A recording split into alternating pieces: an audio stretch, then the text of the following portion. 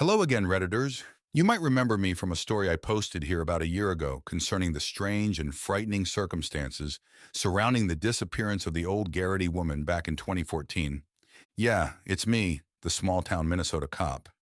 I told you in my last post that the Garrity case was the scariest thing that ever happened to me, and that apart from that, nothing much out of the ordinary has ever happened to me.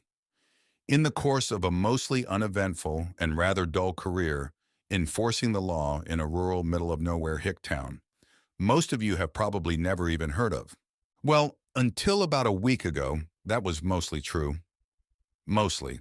But in light of recent circumstances, I feel I have a new story I have to share with you. But first I have to back up a bit and tell you about something that happened about 3 years ago. It was a strange thing, but at the time I wrote the first story, it hardly seemed important enough to warrant mentioning. Cops get used to dealing with all kinds of weirdos, people reporting, confessing to false crimes and things of that sort. Usually it's a pissed-off wife trying to get her husband in trouble with a bogus domestic abuse claim, and the rest are cranks seeking attention. People confessing to murders they didn't commit, etc. I'm sure police departments in the big cities have to put up with crap like that all the time, but even small-town departments get it once in a while. It was, I believe, late June or early July of 19. I was on the night patrol at the time. I usually work the day, but I was filling in for Vance because he was out to get his appendix removed. Joe, a rookie we took on just the year before, was doing the day patrol with my partner Jerry. It was an early summer evening, and I was in the office shooting the breeze with the chief and Pete, just getting ready to punch in for my shift, when a woman appeared in the police station, surprising us. I say appeared because afterwards, when the three of us discussed what happened, we were all in agreement that none of us had seen or heard her enter the room. It was as if one moment she wasn't there, the next she was. She was young, maybe late teens or early 20s, slender, and might have been pretty, but you wouldn't have known that looking at her in her current condition. For one thing, she was soaking wet. I mean, absolutely drenched head to foot. Her dripping hair was matted and tangled all around her face, and her dress, which I noticed looked kind of old-fashioned, was saturated. She was panting, completely out of breath, as if she had just run a mile, and her eyes were frantic and wide with fear.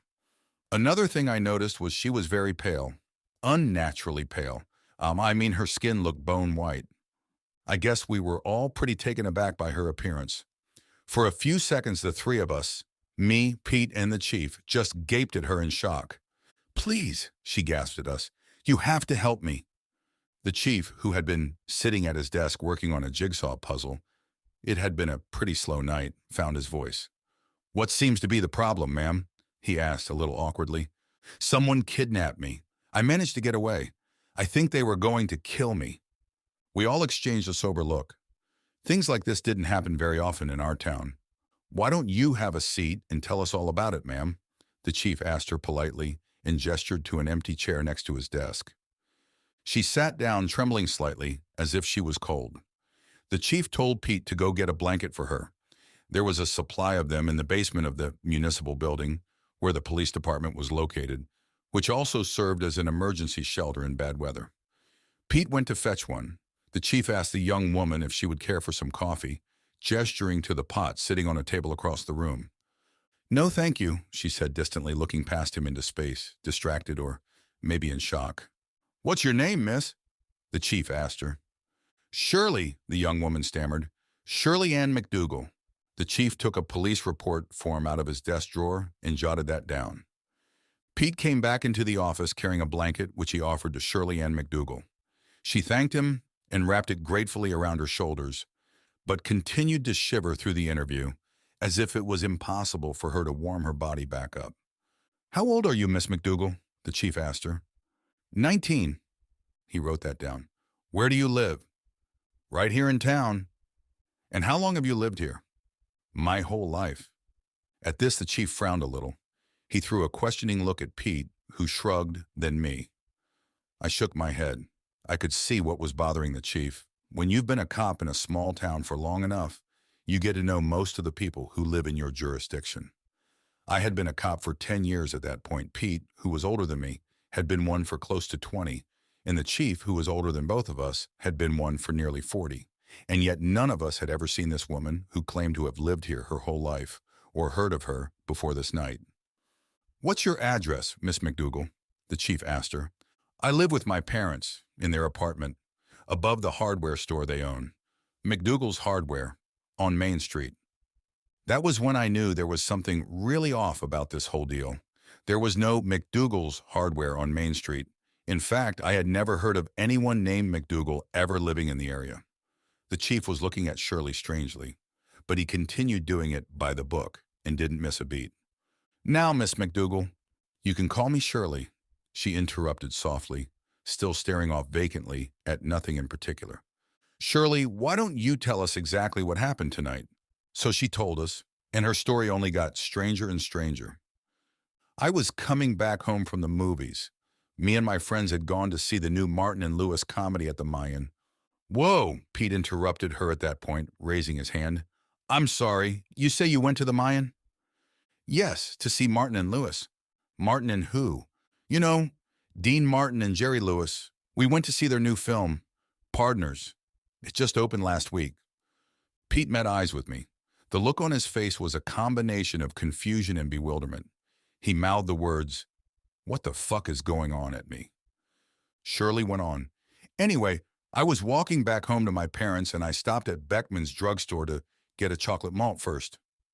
Beckman's drugstore. That rang a bell somewhere in some distant corner of my memory. I dug for it, and after a moment it came back.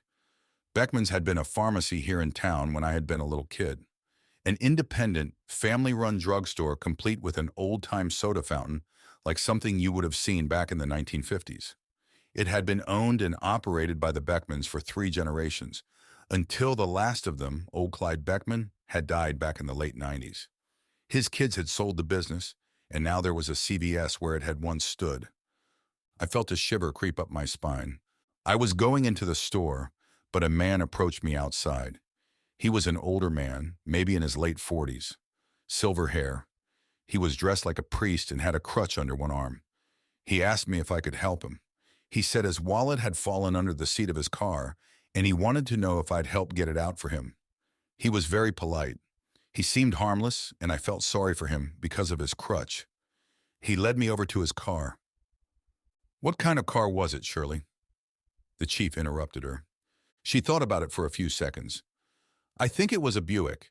Yes, it was a dark Buick, a couple years old, maybe a 1953 or 54. A 1953 or 1954 Buick that, according to Shirley McDougal, was only a couple years old." What the fuck was this? Was this chick on something? Was she nuts or pulling some stupid prank? I searched her face, trying to detect a lie, but she seemed genuinely shaken up by whatever she had been through. "Did you see the license plate, Shirley?" the chief asked her.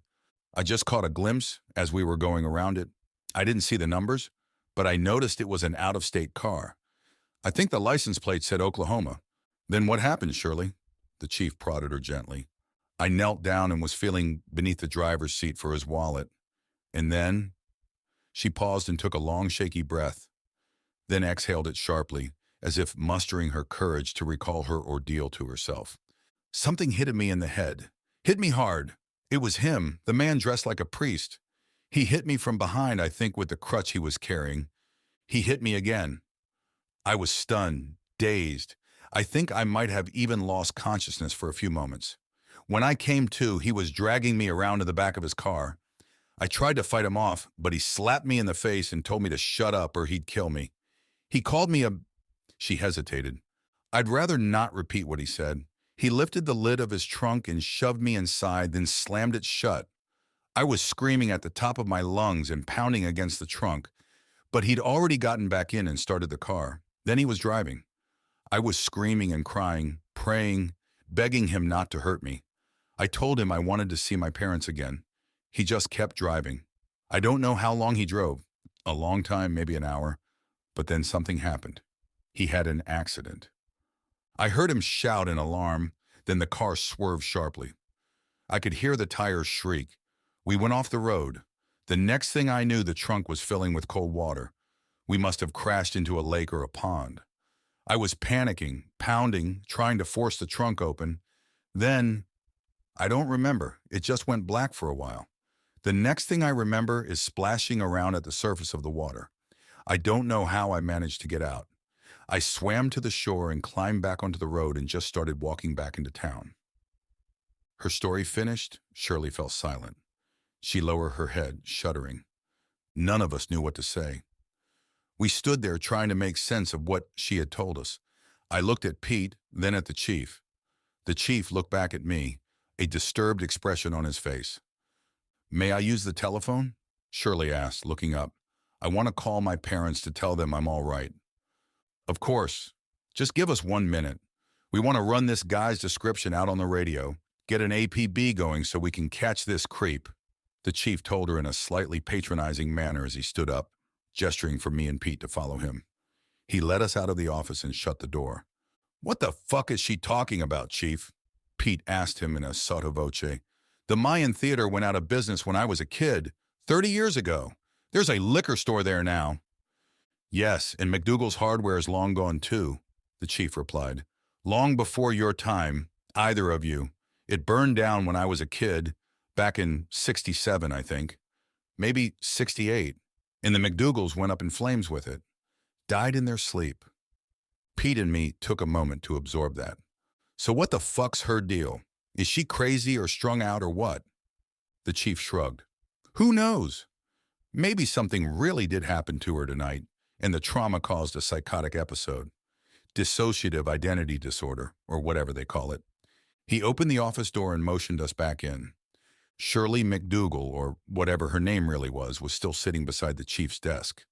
She looked up as we re-entered. Can I call my parents now? She asked urgently as the chief sat back down. They must be worried sick about me. Shirley, the chief said, staring at her thoughtfully. Who's the current U.S. president? She blinked at him. What? Dwight Eisenhower. What's that have to do with anything? The chief looked at her for what seemed like a long time. Shirley, he asked her softly, do you know what year it is? She gave him a puzzled look. Excuse me? Do you know what year it is? 1956. Why do you ask? No, Shirley, he said gently, looking at her with compassion. It's not 1956. It's 2019. 1956 was 63 years ago. She looked at him, confused. 2019? What are you talking about? Are you crazy? Look at the calendar behind me, Shirley, he told her, pointing at the bulletin board on the wall above him. Looking at him suspiciously, Shirley stood and approached the calendar. She stood directly in front of it, staring for some time. Then she backed away, her eyes widening in disbelief. No, this is some sort of trick. It has to be, she stammered, terrified and confused. Shirley, the chief said, pointing at the computer on his desk. Have you ever seen one of these before? But Shirley ignored him. Her attention had shifted to a large map of the United States on the opposite wall. She stepped up to it, studying it intently. Hawaii and Alaska, she muttered quietly to herself. She moved to the window and looked outside at the parking lot. The cars, she said, her voice rising in panic. What's wrong with the cars? Why do they look so different? We stood by the chief's desk, just watching her, dumbfounded and not knowing how to react. Shirley turned to face us, beginning to shudder. She fell to her knees, clutching her midsection, her breath heaving in and out like she was hyperventilating. I think I'm going to be sick, she uttered in a low, choked voice. Please, show me where the ladies' room is. I'm going to be sick. Pete looked to the chief, who nodded grim-faced. Pete helped Shirley to her feet and escorted her out of the office. He looked back at us and the chief mouthed at him, keep an eye on her. Pete nodded, then they stepped through the door and out of sight. A long, awkward moment of silence passed with the chief sitting at his desk, distractedly toying with a piece of his jigsaw puzzle, and me standing there, both of us trying to wrap our heads around what had just happened. The entire encounter, from the moment the soaking wet young woman had entered the police station to when Pete had taken her to use the restroom, had lasted no more than 20 minutes. I finally broke the silence, forcing out a nervous laugh to try to lighten the mood. Weird night, huh? I said to the chief. He just grunted in response, seeming preoccupied with something. So who should we call? The state cops or the hospital? I asked. He didn't answer me. He was still lost in thought, staring intently straight ahead. "What's on your mind, Chief?" "Something that just dawned on me a couple minutes ago, just when Pete and her were leaving." He looked at me, troubled. 1956 was 2 years before I was born, but McDougal's hardware store was still in town until I was 9. My parents used to do business with the McDougals. I remember something from when I was a kid, overhearing my parents talking, something about the McDougals having a daughter that vanished under mysterious circumstances. I looked at him. "Come on, Chief, you're not telling me you're actually buying into this thing, are you?" "It wouldn't be the first time something strange has happened in this town," he said, giving me a pointed look. "I think you know what I'm talking about." I didn't answer him, but I did know what he was talking about. In my mind, I saw images I cared not to remember. A blood-spattered motel room, sheets torn from the bed, bloody claw marks on a carpet trailing off and stopping abruptly at an empty closet. I shuddered at the memory.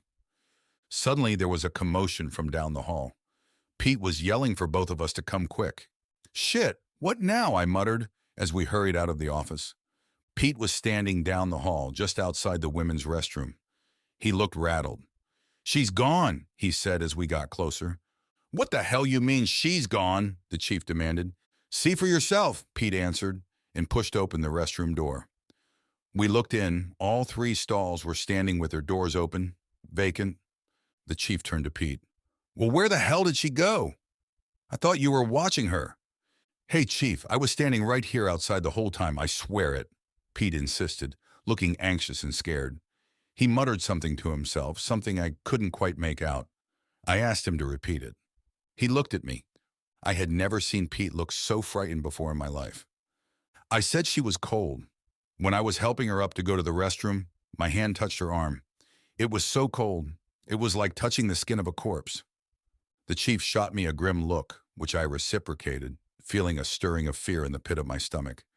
This was too much like what had happened back in 14. The chief and I entered the women's room and looked around. There wasn't much to see and no obvious place to hide. 3 empty stalls and a sink. There was a small window directly above the sink. I approached it, certain I was going to find it locked, but the latch was unfastened. I felt a weird sense of relief at that this avenue of denial, this fallback position of logical explanation, hadn't been blocked, because otherwise— "Chief," I said, "window's unlocked." "Outside, quick," he ordered me. Me and Pete hastily followed him down the hallway to the main entrance of the municipal building. The police department was on the ground level, and that's important. We went outside and looked around. All we saw was the front lawn of the municipal building and Main Street beyond it, mostly deserted on this early summer evening.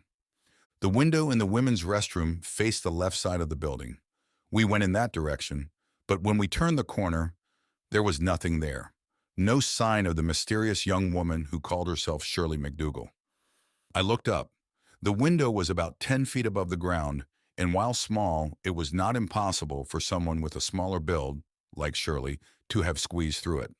What I'm getting at is it was conceivable for her to have escaped out the window, dropped to the ground below, and then disappeared into the night. The grass had been recently mowed, and it hadn't been raining, so the ground hadn't left any footprints we could see to determine which direction she had gone. We looked at that window for some time. Finally, the chief lowered his head and emitted a slightly shaky chuckle. "She must have closed it behind her before she jumped." "Guess she was nuts, huh, Chief?" Pete said. "Guess so, or lying, or on drugs, or who the hell knows?" But that troubled, disturbed look was still in the chief's eyes, and I think he was trying to rationalize what had just happened as much as I was. "Let's go back inside," he told me and Pete, and that's just what we did.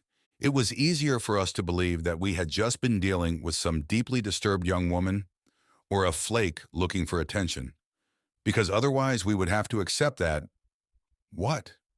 We had been questioning a ghost that summer night. The chief did report the incident to the state police, and they put out an alert for her, but nothing ever came of it, and we never saw or heard from Shirley Ann McDougal ever again. I did some research in my free time, just out of curiosity, or so I told myself, searching online and looking through old newspapers and town records. There really had been a young woman named Shirley Ann McDougal. the 19-year-old daughter of Wilbur and Harriet McDougal, the owners of McDougal Hardware. And she really did disappear one night back in early August of 1956, never to be seen or heard from again. But for all I knew, the crazy woman we had dealt with had known about the case and incorporated the details into her delusion. There were no pictures, if you were wondering. I looked but couldn't find anything in the newspapers. I even tried locating any of Shirley's surviving relatives, to no avail. It had been over 60 years, and presumably all the family photographs had been destroyed in the fire that killed her parents. I forced it all out of my mind. I was a police officer, and there were more pressing matters to deal with. Eventually, I forgot all about my strange encounter with Shirley McDougal. Then last week, I went into the station to start my usual shift. The chief beckoned me into his office, his face pale and grave. He didn't say anything, just pointed to the newspaper on his desk. I picked it up and looked at the headline, "Lake Yields Dark Secret After 66 Years." The temperature in the chief's office seemed to drop 10 degrees as I read the story. One town over, some guy in a boat had been trying out his new fish locating sonar and had inadvertently stumbled upon an old car at the bottom of the lake, 20 feet down. He went to the police and they had hoisted the car to the surface. An old, battered, rusted wreck that had once been a 1953 Buick. A set of skeletal remains belonging to a man had been found in the driver's seat. The old Buick had an Oklahoma plate, and when the authorities ran it through the system, they discovered the vehicle was a match for a car registered to a man the FBI had been looking for back in the mid-1950s. A drifter and convicted sex offender they suspected of being a serial killer, or a spree killer, as they called them back then, who was believed to have abducted and murdered up to 10 young women in 6 different states. His last intended victim had managed to escape.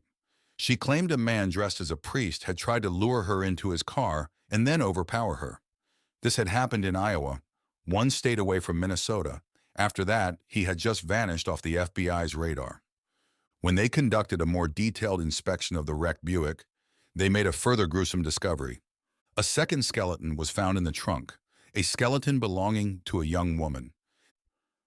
The end.